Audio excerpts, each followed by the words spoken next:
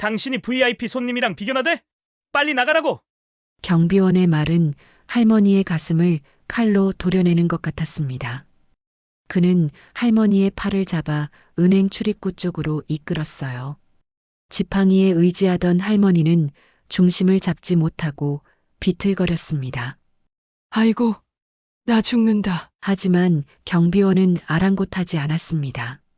한 시골 마을의 은행에서 일어난 일이었습니다. 박순자 할머니는 역게 주름진 손으로 낡은 액자를 닦았습니다. 액자 속 사진은 24세 홀로 남겨진 젊은 자신과 2살배기 아들 태준이었죠. 남편이 갑작스러운 사고로 세상을 떠난 그날부터 순자는 아들을 위해 온 세상을 상대로 싸워야 했습니다.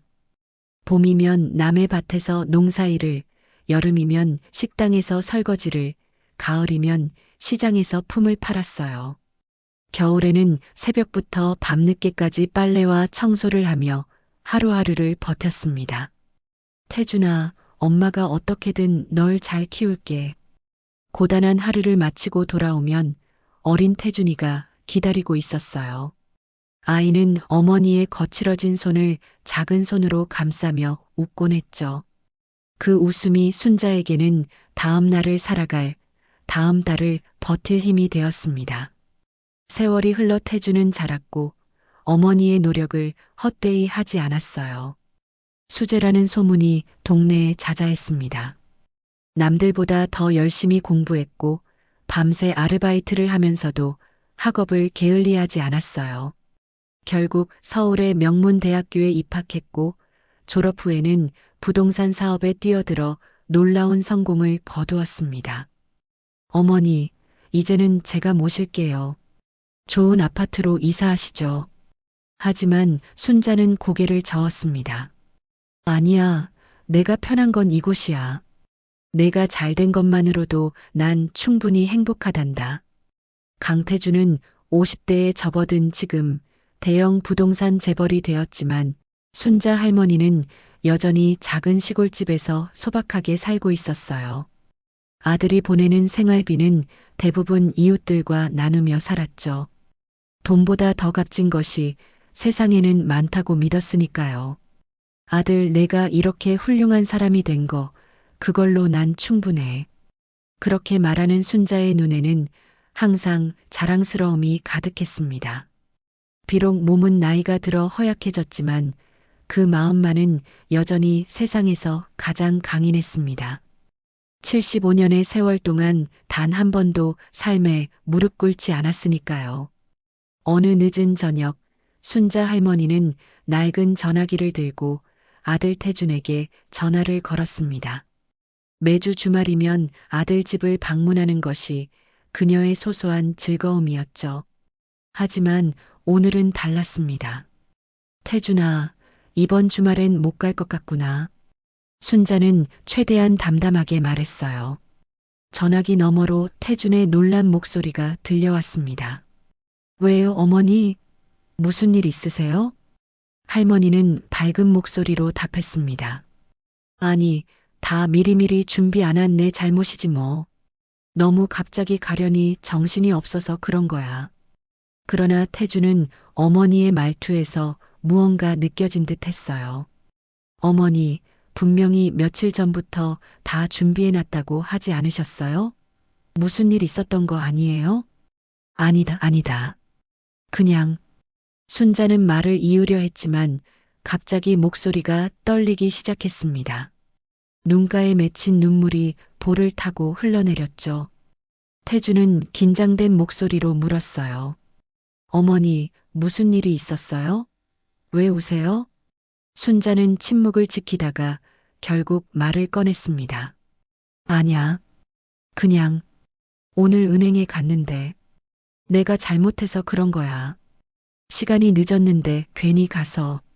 전화기 너머로 태준의 숨소리가 더 빨라졌어요. 어머니, 정확히 무슨 일이 있었는지 말해주세요. 순자는 한참을 망설였습니다.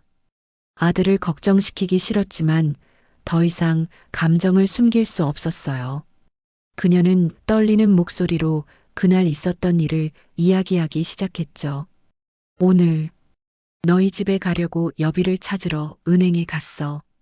여유를 가지고 갔는데 오늘따라 몹시 붐비더구나. 기억을 더듬던 할머니의 눈에서 다시 눈물이 흘러내렸습니다. 떨리는 손으로 눈물을 닦아내며 이야기를 계속했어요. 거기서 그 직원이 내가 낡은 옷을 입고 있어서 그랬는지 할머니는 말을 잇지 못했습니다. 그날의 기억이 너무 선명하게 떠올랐기 때문이었죠. 초라한 모습으로 은행에 들어섰던 자신, 그리고 사람들의 시선이 모두 생생했어요. 태주는 이제 확실히 무언가 심각한 일이 있었음을 직감했습니다. 어머니, 천천히 말씀해 주세요. 제가 다 들을게요. 순자는 깊은 숨을 들이마시고 마음을 가다듬었어요. 아들에게 모든 것을 말해야겠다고 결심했습니다. 그녀는 전화기를 더 꽉 쥐고 그날 은행에서 있었던 일을 처음부터 끝까지 이야기하기 시작했습니다. 은행에 도착했을 때는 오후 3시쯤이었어. 순자 할머니는 떨리는 목소리로 말했습니다. 사람들이 많아서 줄을 서서 기다렸지. 지팡이를 짚고 있으니 다리가 아파서 힘들었는데 누구도 자리를 양보하지 않더구나. 은행에 들어섰을 때부터 그녀는 주위 시선을 느꼈어요. 허름한 옷차림과 지팡이를 짚고 있는 노인을 향한 시선들이었죠. 순자는 조심스럽게 번호표를 뽑고 앉아 기다렸습니다. 내 순서가 되어서 창구로 갔어. 저 돈을 좀 찾아야 하는데요. 라고 말했더니 직원이 얼굴 한번 제대로 쳐다보지도 않고 통장 주세요 하더라. 순자는 가방에서 통장을 꺼내 건넸지만 직원은 시계를 흘끗 보고는 표정이 굳어졌습니다. 죄송합니다만 지금 마감 시간이 다 됐습니다. 내일 다시 방문해 주시겠어요? 할머니는 당황했어요. 아니, 1시간이나 기다렸는데 얼른 해주시면 안 될까요? 내일은 아들 집에 가야 해서. 그때 은행 문이 열리며 비싼 정장을 입은 중년 남성이 들어왔습니다. 그 순간 은행 분위기가 확 바뀌었어요. 경비원 김재훈이 빠르게 다가가 그 남성을 맞이했습니다. 어서 오십시오. VIP실로 안내해 드리겠습니다. 김재훈은 그 남성의 손을 잡아 안내하면서 뒤에 서 있던 순자를 노골적으로 힐끗 바라봤습니다. 순자는 다시 창구 직원에게 말을 건넸어요. 저도 급하게 돈을 찾아야 해서요. 하지만 직원은 컴퓨터 화면만 바라보며 대답했습니다. 마감 시간이 지났습니다. 내일 다시 방문해 주세요. 그 말에 할머니는 더욱 당황했어요. 제발 좀 도와주세요. 내일은 아들 집에 꼭 가야 해서. 직원이 대답하기도 전에 경비원 김재훈이 다가왔습니다. 40대 중반으로 보이는 그는 딱딱한 표정으로 할머니를 내려다봤어요. 마감 시간 다 됐습니다. 안 됩니다. 그의 목소리는 차갑고 단호했습니다. 순자는 초조해지기 시작했어요. 저보다 나중에 온 손님도 들어갔잖아요. 조금만 도와주세요. 정말 급해서 그래요. 하지만 김재훈은 한숨을 크게 내쉬며 짜증을 감추지 않았습니다. 거참, 이렇게 늦게 오셔서 왜 이러십니까? 귀찮게 하지 마시고 내일 오세요. 마감 시간 넘기면 우리도 곤란해요. 순자의 눈에 눈물이 고였습니다. 작은 목소리로 중얼거렸어요. 정말 너무하는구만. 당신이 VIP 손님이랑 비교나 돼? 빨리 나가세요. 경비원 김재훈의 말은 순자의 가슴을 칼로 도려내는 것 같았습니다. 그는 할머니의 팔을 잡아 은행 출입구 쪽으로 이끌었어요. 지팡이에 의지하던 할머니는 그 갑작스러운 움직임에 중심을 잡지 못하고 비틀거렸습니다. 아이고, 위험하잖아요. 넘어질 뻔했는데. 순자는 작은 목소리로 항의했지만 김재훈의 귀에는 들리지 않은 듯 했죠. 밖으로 밀려나듯 쫓겨난 순자는 은행 앞 계단에 한참을 서 있었습니다. 그녀의 눈에서는 굵은 눈물이 떨어졌어요. 75년을 살아오면서 많은 어려움을 겪었지만 이렇게 사람 취급을 받지 못한 적은 처음이었습니다. 태준아, 그래서 전화한 거야. 너희 집에 못 갈 것 같아서. 순자는 전화기에 대고 말을 이었어요. 내가 시간을 잘못 맞춰서 내 잘못이지. 그 사람들도 바빴을 테니까. 전화기 너머로 태준의 숨소리가 거칠어졌습니다. 오랜 침묵이 이어진 후 그는 조용하지만 단호한 목소리로 물었어요. 어머니, 그 은행이 어디였습니까? 순자는 당황했습니다. 아들의 목소리에서 분노가 느껴졌기 때문이었죠. 아니, 그냥 내가 실수한 거야. 괜찮다. 그냥 내 잘못이지 뭐. 하지만 태주는 이미 결심한 듯 했어요. 어머니, 은행 이름과 위치를 정확히 알려주세요. 결국 순자는 은행 이름과 위치를 알려주었습니다. 그러자 태주는 잠시 전화를 끊어도 되는지 물었어요. 어머니, 잠시만요. 제가 바로 전화 드릴게요. 태주는 즉시 자신의 VIP 담당자에게 전화를 걸었습니다. 그의 목소리는 평소와 달리 차갑고 단호했어요. 박 과장님, 저 강태준입니다. 제 계좌에 있는 모든 돈을 오늘 안에 인출하겠습니다. 담당자는 당황한 목소리로 물었습니다. 강 회장님, 갑자기 무슨 일이신지. 전액을 인출하신다는 말씀이신가요? 네, 맞습니다. 오늘 바로 처리해 주세요. 그리고 인출 이유도 정확히 보고해 주십시오. 어머니가 방금 그 은행에서 어떤 대우를 받았는지 자세히 적어서요. 담당자는 더 이상 말을 잇지 못했어요. 태주는 다시 어머니에게 전화를 걸었습니다. 어머니, 걱정 마세요. 내일 제가 직접 모시러 갈게요. 그리고 그 은행에 대해선 제가 처리하겠습니다. 순자는 아들의 목소리에서 무언가를 직감했어요. 태준아, 너무 그러지 마라. 그냥 내가 잘못한 거야. 하지만 태준의 결심은 확고했습니다. 어머니, 어머니께서 그렇게 무시당할 이유는 없습니다. 그들이 어떤 분을 어떻게 대했는지 깨닫게 해줄 겁니다. 다음 날 아침 강태준은 자신의 최고급 정장을 차려입고 사무실을 나섰습니다. 평소보다 더 일찍 출근한 그는 회의를 전부 취소하고 한 가지 일에만 집중했어요. 어젯밤 그는 한숨도 자지 못했습니다. 어머니의 떨리는 목소리가 계속해서 귓가에 맴돌았기 때문이었죠. 부모님이 저렇게 무시당하는 모습을 어떤 자식이 참을 수 있겠습니까? 태주는 운전석에 앉아 중얼거렸습니다. 그가 자리를 비운 사이 은행 본사에서는 긴급회의가 소집되었어요. 본부장 최민우가 직접 참석한 이 회의의 안건은 단 하나였습니다. VIP 고객 강태준 회장님이 모든 자산을 인출하겠다고 하셨습니다. 이유가 무엇입니까? 최 본부장의 목소리는 날카로웠습니다. 담당자가 떨리는 목소리로 답했어요.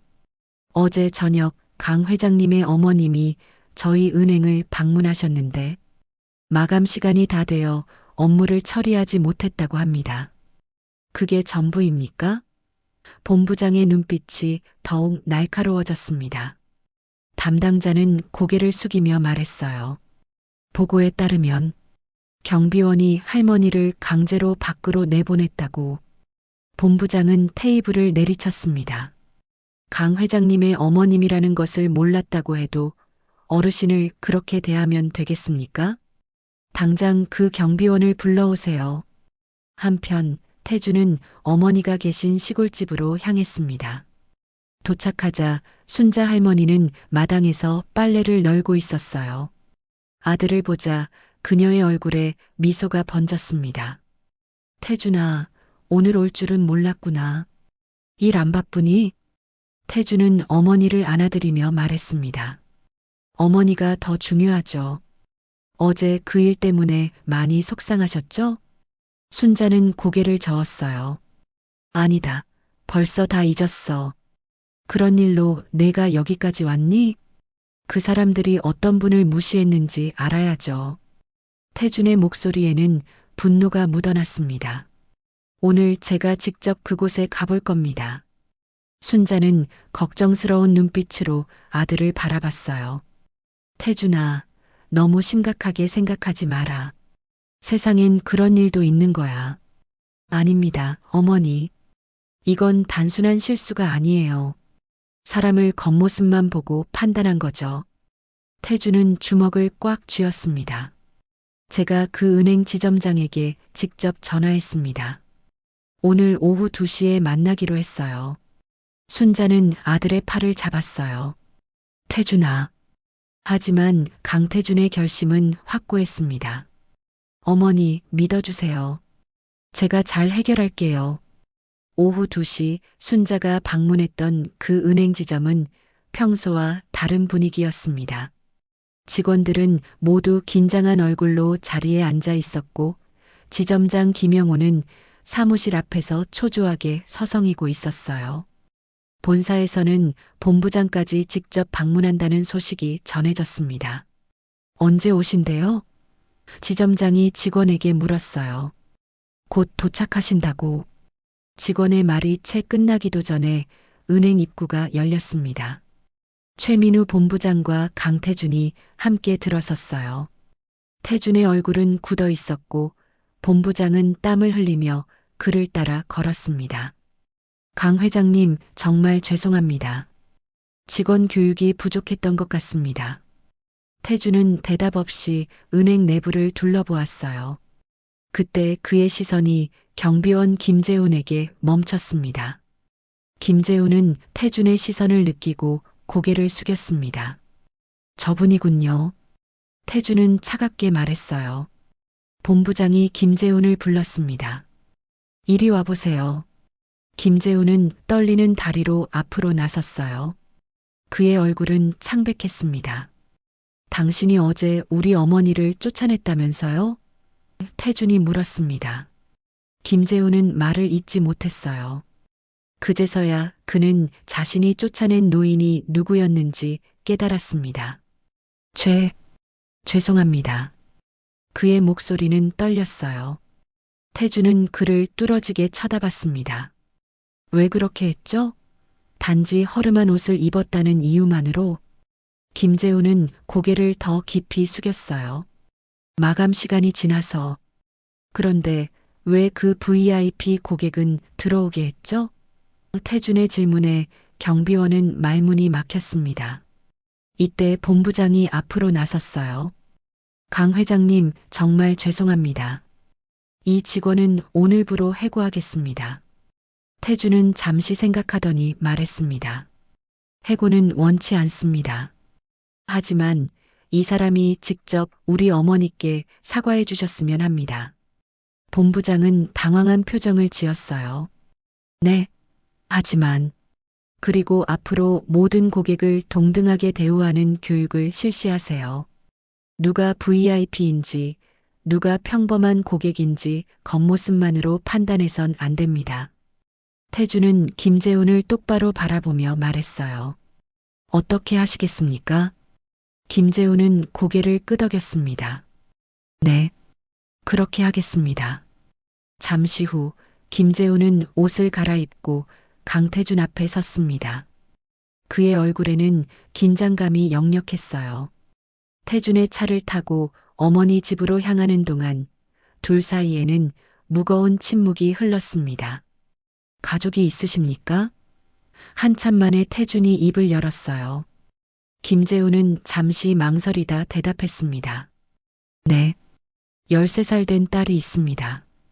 이혼 후 혼자 키우고 있죠. 태준은 고개를 끄덕였어요. 우리 어머니도 저를 홀몸으로 키우셨습니다. 두 사람 사이에 무거운 침묵이 흘렀습니다. 그들은 순자 할머니의 집에 도착했습니다. 작은 시골집 마당에는 예쁜 꽃들이 피어 있었어요. 순자는 화단에 물을 주고 있었습니다. 어머니, 태준이 불렀습니다. 순자는 뒤를 돌아보며 미소 지었어요. 그러다 김재훈을 발견하고 표정이 굳어졌습니다. 어제 김재훈은 순자 앞에 무릎을 꿇었어요. 그의 손에는 작은 꽃다발이 들려 있었습니다. 할머니, 정말 죄송합니다.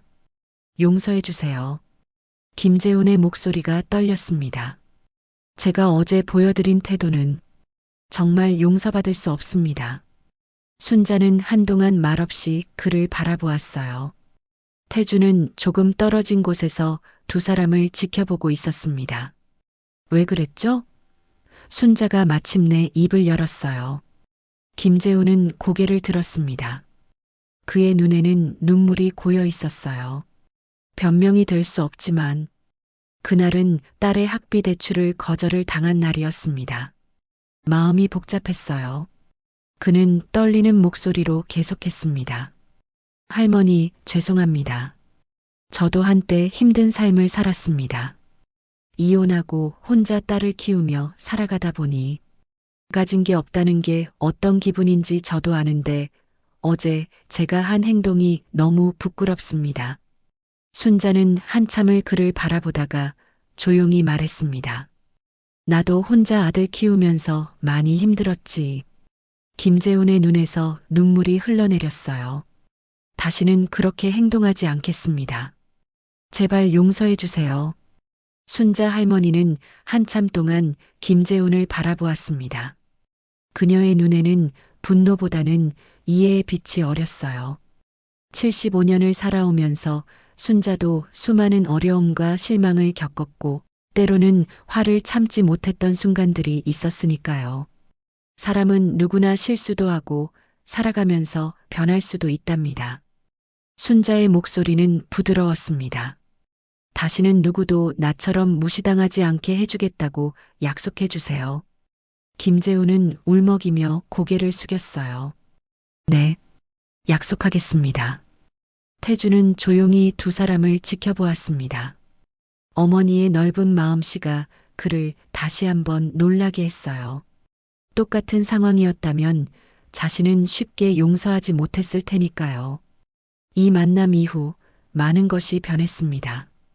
은행은 모든 고객을 동등하게 대우한다라는 새로운 지침을 세웠고 김재훈은 직원 교육 담당자가 되어 자신의 경험을 나누기 시작했어요. 그는 특히 어르신들에게 더욱 친절하게 행동하며 과거의 실수를 되풀이하지 않기 위해 노력했습니다.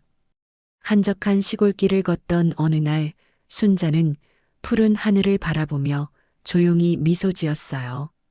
부자가 아니라도 사람 대접을 받을 수 있는 세상이었으면 좋겠다. 그녀의 작은 바람이 조금씩 현실이 되어가고 있었습니다. 때로는 작은 오해와 실수가 큰 상처를 남기기도 하지만 진심 어린 사과와 용서는 더 나은 세상을 만드는 시작점이 될 수 있습니다. 순자의 이야기는 우리에게 겉모습만으로 사람을 판단하지 말고 서로를 이해하고 존중하는 마음의 중요성을 일깨워 주었습니다.